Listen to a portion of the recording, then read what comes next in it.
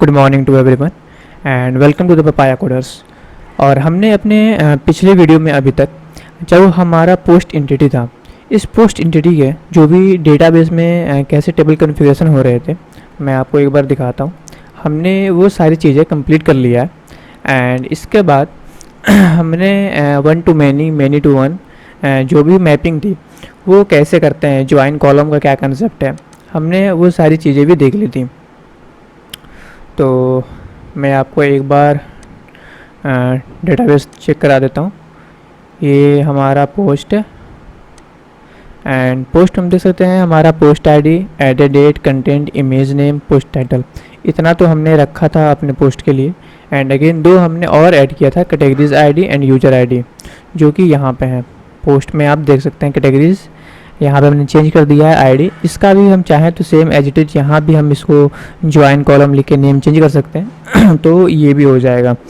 और यहाँ पे करने के बाद मैं आपको ये समझा रहा था कि हमें ये सोचने की ज़रूरत नहीं है कि कैसे कैटेगरीज आई, कैसे कैटेगरी आईडी ऐड करना है, क्या करना है। आप बस इतना सोचो कि ये हमारा पोस्ट है, ठीक है।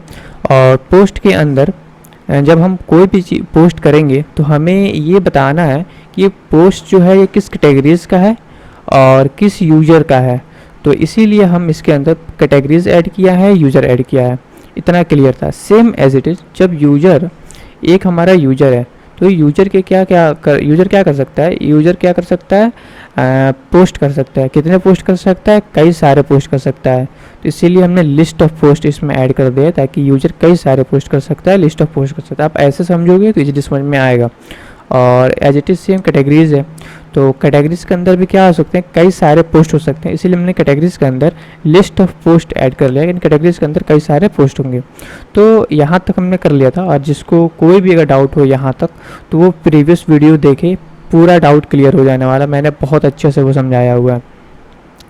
तो इसके बाद क्या करते हैं, हमने पोस्ट बना लिया एंड पोस्ट बनाने के बाद हम जैसे कि कैटेगरीज़ एंड यूज़र में हम यूज़र DTO बनाए थे, कैटेगरी DTO बनाए थे।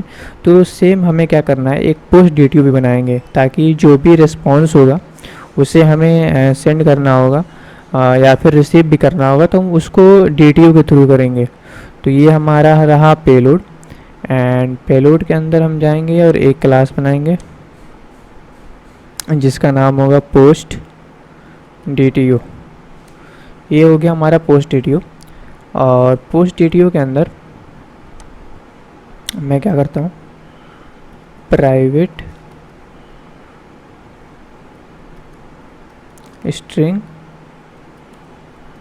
Title and private string content. तो मैं क्या करता हूँ, मैं दो ही चीज़ लेता हूँ। पहले मैं बाकी सारी चीज़ें मैं रिमूव करता हूँ ताकि आपको समझ में आए। पोस्ट डिलीट करता हूँ, कैटेगरी DTO जब हमें जिस चीज़ की ज़रूरत पड़ेगी हम ओपन कर लेंगे। तो फ़िलहाल मैंने सारा रिमूव कर दिया। और मैंने क्या किया, मैंने पोस्ट DTO में केवल टाइटल लिया है, कंटेंट लिया। बट मैंने अभी तक क्या किया था, हर सारे DTO में कि जो सारे एंटिटी में थे सारी चीज़ें मैं ले रहा था। तो मैंने यहाँ पे दो इसलिए लिया है क्योंकि हमें ज़्यादा मैं एक पोस्ट आईडी तो खैर ऑटोमेटिक इंक्रीमेंट होगी, तो हमने किसी बार भी नहीं ले रहे थे। टाइटल लिया है मैंने, कंटेंट लिया है। इमेज नेम क्या होगा, इमेज नेम अभी हमें क्या करेंगे, एक डिफ़ॉल्ट .png करके सेव करेंगे। तो ये जब सर्विस क्लास बनाएंगे तो हम वहीं पे इसको डिफ़ॉल्ट सेव कर देंगे, तो इसीलिए मैंने इमेज नेम नहीं लिया है। एंड जो हमारा डेट है, तो एडेड डेट भी हम जब सर्विस क्लास बनाएंगे तो अपना डेट वहीं पे ऐड, जब भी हमारा क्रिएट अपडेट का जो भी कंसेप्ट होगा तो हम उसको एक डेट हम सर्विस में मैन्युअली ऐड कर देंगे ताकि ये इमेज नेम और एडेड डेट हमें यूजर से ना लेना पड़े। हालांकि इमेज नेम आपको पता है जब पोस्ट करते हैं तो हम इमेज तो यूजर ही पोस्ट करता है। मैं ये इमेज का अलग से एक API बनाऊंगा जो कि आपको क्लियर समझ में आए, क्योंकि अभी अगर मैं इसी के अंदर अगर वो भी कंसेप्ट ला दूं तो आप कंफ्यूज हो जाओगे कि ये वर्क कैसे कर रहा है। तो फिलहाल मैं इसको भी डिफ़ॉल्ट रखूँगा एंड इसके जब ये एक बार पोस्ट कंप्लीट हो जाए तो फिर मैं डायरेक्ट मैं ऐसे कर दूंगा कि यूजर पोस्ट कर सकता है, बट अभी फ़िलहाल मैं इसको डिफ़ॉल्ट रखूँगा। एंड एडेड डेट में क्या है, एडेड डेट में आप डेट भी सर्विस क्लास में हम मैनुअली ऐड करेंगे, क्योंकि जब आपको अगर याद हो, अगर आप फेसबुक हुआ या फिर कोई भी सोशल मीडिया हुआ, इंस्टाग्राम हुआ, कोई भी सोशल मीडिया, अगर जिस पे भी आप अगर पोस्ट करते हो, तो क्या ये आपकी रिस्पॉन्सिबिलिटी होती है कि डेट ऐड करना? आप पोस्ट करते हो, ऑटोमेटिक डेट ऐड हो जाता है कि किस टाइम पे ऐड हुआ है, कौन सा डेट था, जो भी चीज़ें होती हैं। तो वो चीज़ हम ये भी इमेज नेम इंटरनली करेंगे, एडेड डेट भी इंटरनली हम करेंगे। एंड अगेन हमारा कैटेगरीज यूजर तो इसमें वो करना, ये तो खुद से हमने अलग से क्लास बनाया हुआ है उसका। तो हमारा इसीलिए यहाँ पे कितने थे पोस्ट डिटेल में, 1 2 3 4 थे, बट 4 में से हमने टाइटल लिया है एंड कंटेंट लिया है। तो हमारा पोस्ट डिटेल कंप्लीट हो गया। बाकी जो हमारा गेटर सेटर है इसको जनरेट कर लेते हैं। गेटर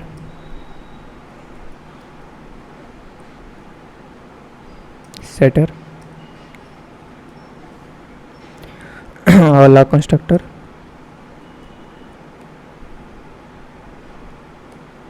नोवा कंस्ट्रक्टर। एंड अभी सारी चीज़ें कंप्लीट हो चुकी हैं। मैं यहाँ से देख लेता हूँ अगर कुछ छोटा हो तो। नहीं, सब ठीक है। तो हमारा इतना हो गया, यानी कि हमने पोस्ट भी बना लिया एंड पोस्ट डेटिव भी बना लिया। अब हमें क्या करना है? अब इसके बाद हम क्या करते हैं, अब अपना रेपोजिटरी बनाते हैं, जैसे कि हमने अभी तक बनाया था। तो चलते हैं रेपोजिटरी बनाते हैं। ये रहा हमारा रेपो, और रेपो के अंदर हम क्या करेंगे, एक इंटरफेस बनाएंगे। ये रहा हमारा इंटरफेस, एंड इसका नाम रख देते हैं हम पोस्ट रेपो। पोस्ट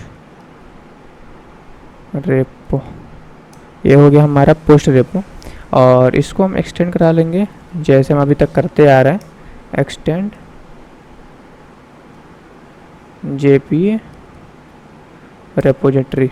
इसके अंदर दो चीज़ पास करना होता है। पहला एंटिटी, तो एंटिटी है हमारा पोस्ट एंड जो हमारा आईडी है उसका डेटा टाइप क्या है, इंटीजर। तो ये हो गया हमारा इंटीजर। एंड इसको क्या करते हैं, हम इंपोर्ट कर लेते हैं।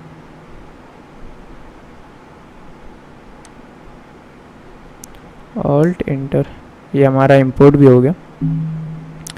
तो हमारा जो भी रेपोजिटरी था, हमारा रेपोजिटरी भी हमने कंप्लीट कर लिया।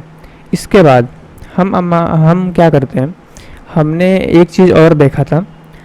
जैसे मैं आपको सर्विस दिखाता हूँ, यूजर सर्विस इम्पल।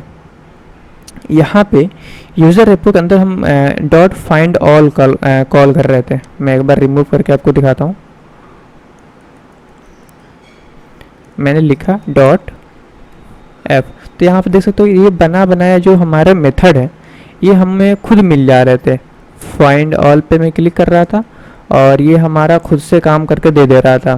बट हमारे जो ये प्रोग्राम है इसमें कुछ ही है, लिमिटेड है। जैसे कि एक फाइंड ऑल हमें मिलता है एंड फाइंड बाय आईडी हमें मिलता है। अगेन यहाँ पे फाइंड बाय आईडी हमने यूज किया है। एंड अगेन देखते हैं और कोई हमने यूज किया था, फाइंड बाय आईडी। एंड तो हमने इतने सारे, मेरे कहने का मतलब ये था कि जो ये हम यूज कर रहे हैं ये फंक्शन, ये हमें बाय डिफ़ॉल्ट हमें प्रोग्राम हमें बनाया मेथड हमें मिल जाता है, हमें कुछ करने की ज़रूरत नहीं है। लेकिन अगर हमें अपना खुद का बनाना हो ऐसा कुछ, तो हम क्या करते हैं, अगर ऐसा हमें खुद का अपना कुछ बनाना हो तो वो जो हमारा रेपोजिटरी है, जैसे कि हमारा पोस्ट में हमने क्या बनाया था, वेट, हमारा था पोस्ट रेपो। तो अगर हमें वैसा कुछ भी बनाना हो तो हमें यहाँ पे उसको डिफ़ाइन करना पड़ता है। और हमारे जो पोस्ट जो हमारा एंटिटी है इसके अंदर हमें खुद का अपना कस्टम बनाना मेथड ज़रूरी है, क्योंकि आगे हमें उसका यूज करना है। तो मैं वो चीज़ें बना लेता हूँ और आपको आगे मैं समझाऊँगा भी कि ये मैंने क्यों बनाया था। तो यहाँ पे मैं क्या करता हूँ, wait, list of post and find by user and user, इसको इंपोर्ट कर लेंगे। यूजर हमारा कहाँ से आ रहा है, ये हमारा ठीक है। एंड लिस्ट को भी अपलोड कर लेंगे एंड इसको हम बंद कर लेंगे। एंड अगेन एक और इसी को मैं कॉपी करता हूँ एंड इसी को मैं पेस्ट करता हूँ एंड यहाँ पे करूँगा find by category,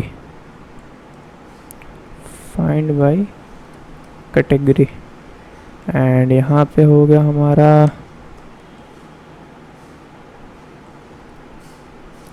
category and again यहाँ पे होगा कैटेगरी। इसको इंपोर्ट कर लेंगे, ऑल्ट एंटर, वेट,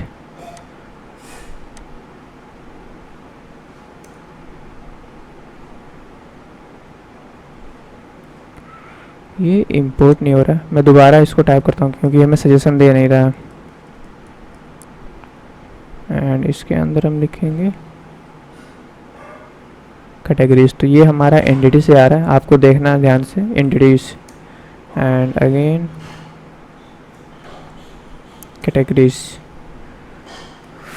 तो अब क्या है, अब हम डेटाबेस में जैसे कि हम वहाँ पे डॉट फाइंड ऑल कर रहे थे तो हमारे डेटाबेस में जितने भी डेटाबेस हैं वो सारे मिल जा रहे थे, तो वो हमारा बना बनाया हमें मिल रहा था। बट जो हमने ये फाइंड बाय यूज़र बनाया यानी कि यूज़र हम पास करेंगे और वो यूज़र गेट कर लेगा, तो ये हमने खुद से बनाया है। यानी कि वो हमें एक यूज़र देगा और डेटाबेस में फाइंड बाय यूज़र का कॉल लगाएंगे, चेक करेंगे अगर है तो वो पूरा यूज़र हमें दे देगा। तो ये हमने खुद का अपना कस्टम मेथड बनाया। आगे जब मैं इसका यूज़ करूँगा तो मैं एक बार फिर से बताऊँगा कि ये मैंने ये इसका एग्जैक्टली यूज़ किया था। बट अगर हमारा खुद का जो कस्टम मेथड बनाना होता है उसको हम ऐसे ही बनाते हैं। तो यहाँ पे एक और चीज़ है फाइंड बाय कैटेगरी, यानी कि अगर कैटेगरी हमें पता करनी हो कि ये कौन सी कैटेगरी का है तो उसके लिए हमने ये फंक्शन बना दिया है। और इसके बाद फाइंड बाय कैटेगरी, ठीक है, और ये लिस्ट ऑफ पोस्ट हमें रिटर्न करना है। तो हमने ये दो चीज़ें कंप्लीट कर लिया। इसके बाद हम चलते हैं अपना पोस्ट सर्विस का इंटरफेस बनाने। तो यहाँ पे जैसे हमने यूजर सर्विस कैटेगरी सर्विस बनाया था, ऐसे ही हम क्या करेंगे, पोस्ट सर्विस का इम्प्लीमेंटेशन बनाएंगे। तो यहाँ पे सर्विस पे क्लिक करते हैं, न्यू पे क्लिक करते हैं एंड क्लास पे क्लिक करते हैं एंड यहाँ पे हम क्या करेंगे, यहाँ पे हम लिखेंगे पोस्ट सर्विस। ये हमारा क्लास नहीं होगा, इंटरफेस होगा, तो हम यहाँ से भी चेंज कर सकते हैं, इंटरफेस, ठीक है। तो ये हमारा इंटरफेस बन गया एंड इसके अंदर हम लिखेंगे क्रिएट के लिए लिखेंगे एंड अपडेट के लिए करना है हमें एंड अगेन डिलीट के लिए करना है एंड गेट ऑल पोस्ट्स के लिए करना था, get all post and get single post and again get all category and get all post by user and again एक और करते हैं हम सर्च पोस्ट। तो आप देख सकते हो हमने इसमें कितना ज़्यादा इसका इंटरफेस लिखा है। इसका बॉडी हम कहीं और लिखेंगे बट हम देख सकते हो इसका कितने ज़्यादा इम्प्लीमेंटेशन लिखने वाले हैं आगे। हम तो अभी तक जितने भी हमारे एंटिटीज़ थे उसमें हम केवल क्रिएट का लिख रहे थे, अपडेट का, डिलीट का एंड गेट ऑल पोस्ट और गेट सिंगल पोस्ट, हम बस यहीं तक लिख रहे थे। और इस बार हमने क्या एक्स्ट्रा ऐड किया है, मतलब गेट ऑल कैटेगरी, यहाँ पे हमने गेट ऑल पोस्ट यहाँ पे करते हैं, get all post by category, ताकि आपको और अच्छे से ये समझ में आए। Get all post by category and get all post by user. हाँ, तो हमने create, update, delete and get all post, get single post, यहाँ तक तो हमने हर जितने भी हमारे एंटिटीज़ थे हमने ऐसा बना रहे थे अपने इंटरफेस में और इसका इम्प्लीमेंटेशन लिख रहे थे। बट इस बार हमने क्या अलग किया, इस बार हमने अलग किया है gate all post by user, यानी कि सारे पोस्ट मिल जाएंगे इस बार हमको। बस हम कैटेगरी डिफाइन करेंगे कि भाई अगर बॉलीवुड में या फिर प्रोग्रामिंग लैंग्वेज में जितने सारे पोस्ट अपलोड हुए हैं वो सारे हमें पोस्ट चाहिए, तो उसके लिए हम बनाएंगे कि गेट ऑल पोस्ट, यानी कि सारे पोस्ट मिल जाएंगे। अगर हम उसको कैटेगरी बता देंगे कि हम इस कैटेगरी में जितने सारे पोस्ट हैं वो सारे पोस्ट हमें मिल जाए। Same as it is get all post by user, यानी कि हम बस यूज़र बताएंगे कि ये यूज़र ने कितने सारे पोस्ट किए हैं, तो हम बस यूज़र बताएंगे और उस यूज़र के जितने सारे पोस्ट उसने अपलोड किए होंगे अभी तक वो सारे पोस्ट हमें मिल जाएंगे।